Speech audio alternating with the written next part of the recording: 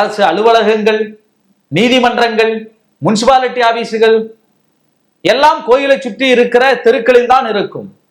ஆனால் அந்த தெருக்களில் வழியாக யாரும் போகக்கூடாது, தீண்டத்தகாத மக்கள் போகக்கூடாது. ஈழவர்கள், புலையர்கள், தீண்டத்தகாதவர்கள் என்று வரையறுக்கப்பட்டவர்கள் அந்த தெருக்களிலே நடக்கக்கூடாது என்று திருவிதாங்கூர் சமஸ்தானத்திலே ஒரு கட்டளை இருந்தது. வழக்கறிஞராக பணியாற்றிய வழக்கறிஞர், நினைவில் வைத்துக் கொள்ளுங்கள், 1924 வழக்கறிஞராக இருந்த மாதவன் என்பவர் அந்த தெரு வழியாக போகிறார். அவரை அடித்து விரட்டுகிறார்கள் நம்பூதி பார்ப்பனர்கள். எப்பரா நீ ஒரு ஈழவ சமுதாயத்தை சேர்ந்தவன், தீண்டத்தகாத சாதியை சேர்ந்தவன், எங்களுடைய தெருக்களிலே எப்படி நீ நடக்கலாம்? அங்கே இருந்த காங்கிரஸ் தலைவர்கள் எல்லாம் சேர்ந்து ஒரு கிளர்ச்சியை தொடங்குகிறார்கள். கோயில் தெருக்களிலே நாங்கள் நடக்க வேண்டும் என்று.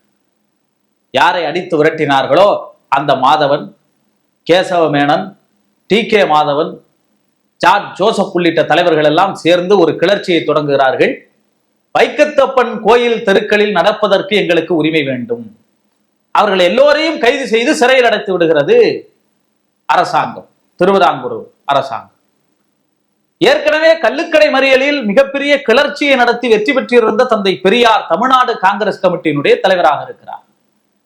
ஜார்ஜ் ஜோசப்பும் மாதவனும் தந்தை பெரியாருக்கு கடிதம் எழுதி அங்கே வர சொல்லுகிறார்கள். அதன் அடிப்படையிலே ஏப்ரல் 15, 1924 தந்தை பெரியார் வைக்கத்திற்கு போகிறார்.